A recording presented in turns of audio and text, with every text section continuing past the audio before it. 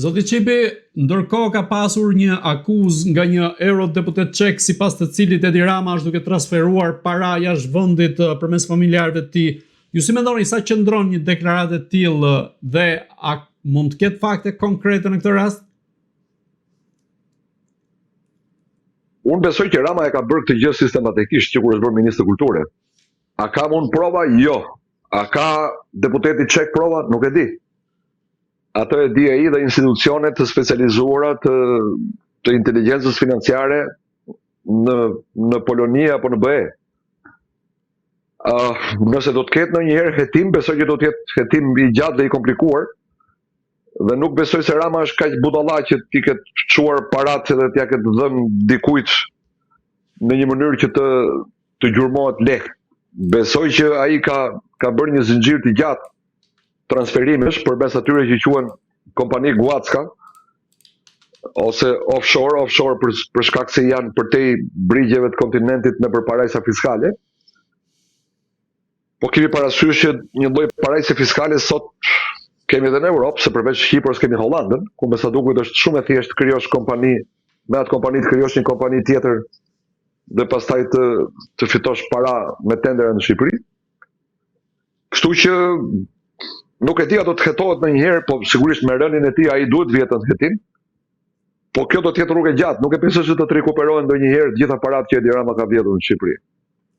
Sipas eurodeputetit çek, Bashkimi Evropian është duke e ndjekur nga afër një situatë të tillë dhe nisur nga ato çfarë ka ndodhur me Edi Ramën, përmendim këtu çështjet e Charles McGonigal në Shtetet Bashkuara të Amerikës, por edhe kërkesa nga një nga kongresmenët, në këtë rast Joe Wilson, për nisjen e hetimit të lidhjes së qeverisë shqiptare me trafikun e drogës apo lehtësimin që i ka krijuar trafiku ndërkombëtar të drogës.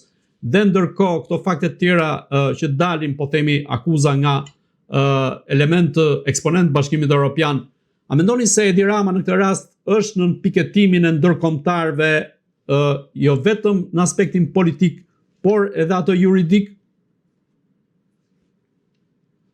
Jo.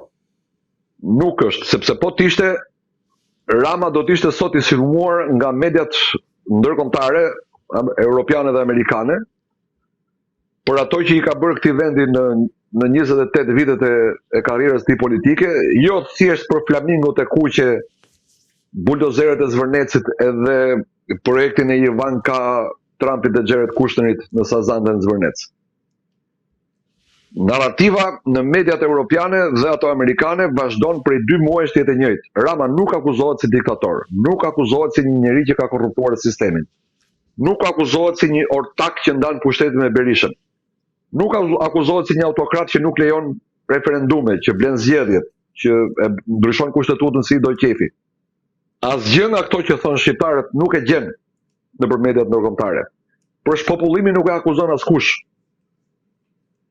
Prandaj unë vazhdoj të besoj se Rama është Benjamini, duhet ta themi në shqip, në anglishtën e sotme quhet darling, pra i dashuri, i përkëdheluri i medias europiane dhe amerikane, por edhe i politikanëve të majtë dhe të djathtë.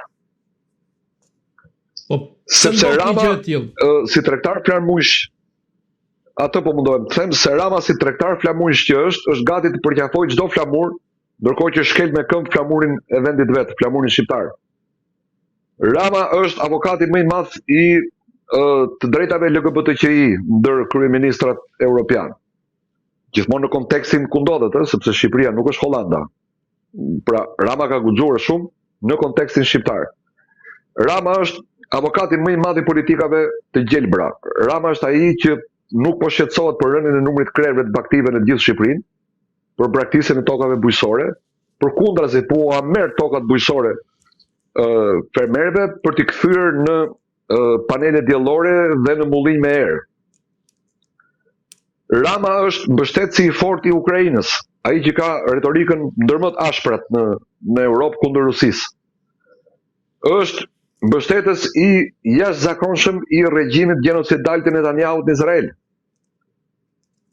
Ka paguar para për të hyrë në bordin e paqes. Dhe më thoni ju në cilën politikë globale është përfshirë Rama duke qenë kundërshtar i ndonjërs prej linjave të politikës globale. Unë nuk kujtoj ndonjëherë, jo në historinë e Shqipërisë, po as në listën e kryeministrave tjerë europian, për sa kohë unë ndjek politikën, një kryeministër që i ka marrëdhënie të grur njësoj edhe me Izraelin, edhe me Amerikën, edhe me Britaninë, edhe me të gjithë BE-n bashkë. Dhe me vendet anëtare tek e tek. Shto edhe Turqinë. Shto edhe Kinën. Në Shqipëri vin makina elektrike kineze me 0 dogan. Si? Me Turqinë duket se nuk i ka raportet. Po, me Turqinë duket sikur nuk i ka raportet ashtu si dikur, të paktën me Erdoganin. Pse? Po, unë nuk shoh ndryshime.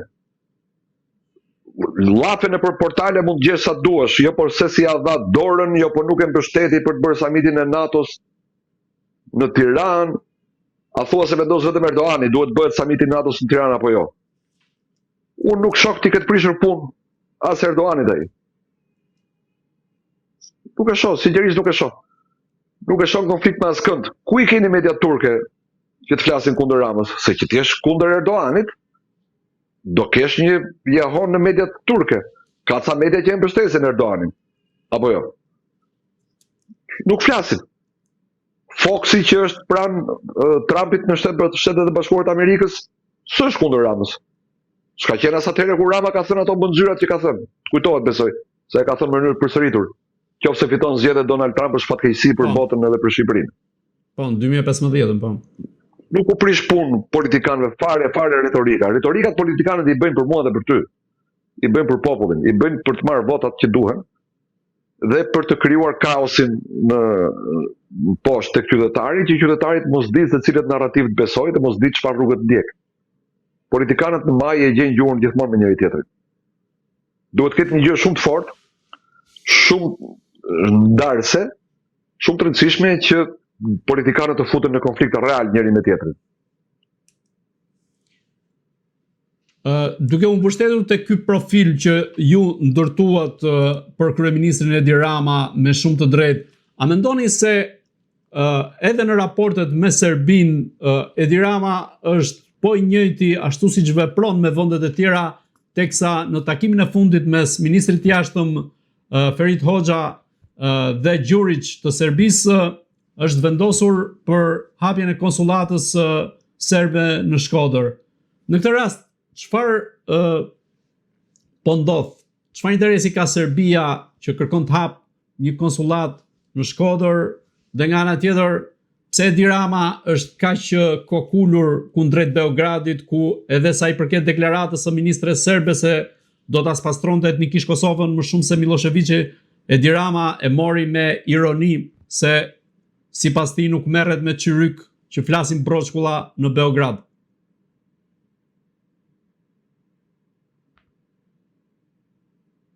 Unë e thash më parë që Edi Rama është tregtar flamujsh që mund të mbajë çdo flamur në dorë, ndërkohë që shkel me këmbë flamurin shqiptar.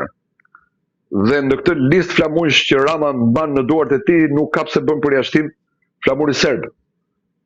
Fakti që ai pranon që të hapet konsullat serbe në Shkodër do të thotë që nesër do të pranojnë që në Shkodër ekziston një komunitet, një pakicë serbe. Pra do të lejoj që të kenë sukses përpjekjet serbe për të shpikur serb aty ku nuk ka, për të konvertuar shqiptarë ortodoks në si ta quajmë, në serbizëm, ti serbizoj pra shqiptarët ortodoks. Sepse Rama, duke mos e dashur këtë vend, duke qenë dakord që ky vend të shpopullohet, për të nuk ka më rëndësi nëse këtu banojnë serb, grek, indian, bangladeshas, botë që mos ketë më shqiptarët e Shqipërisë, të quhet thjesht territori i Shqipërisë, po jo më shteti komb i shqiptarëve. Në këtë frymë kam parë edhe heshtjen e tij apo gjoja zhvlerësimin e deklaratës së ministres serbe.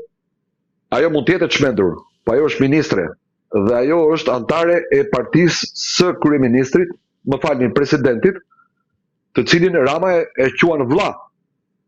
Dhe sado i çmendur të jetë një politikan, mund të jetë edhe realisht i çmendur me kartel, psikiatrie. Për sa kohë është në detyrë, ti do të bësh reagimet e tua shumë të forta. Do të shpallësh në ngrata.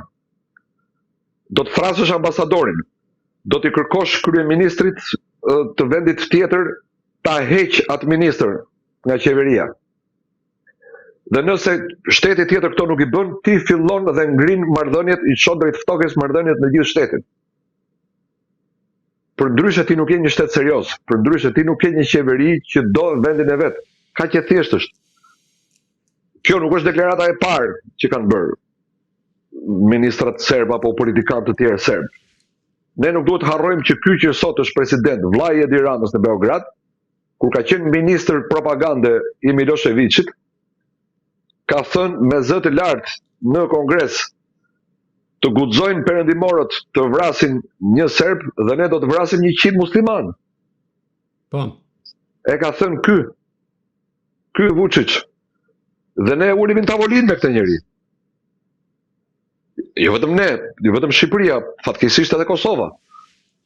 Për mua s'do të kishin pranuar kur dialogun me një njeri të tillë. Jo më ta shpallim vlla e të bëjmë odvoreni Ballkan, se i pëlqen Edi Ramës. Odvoreni Ballkan të shkoj unë lirshëm në Serbi, ndërkohë që nuk e kam rrugën të lirshme për Kosovë. Për Preshev, Medvegje, Bujanovca s'bëhet fjalë.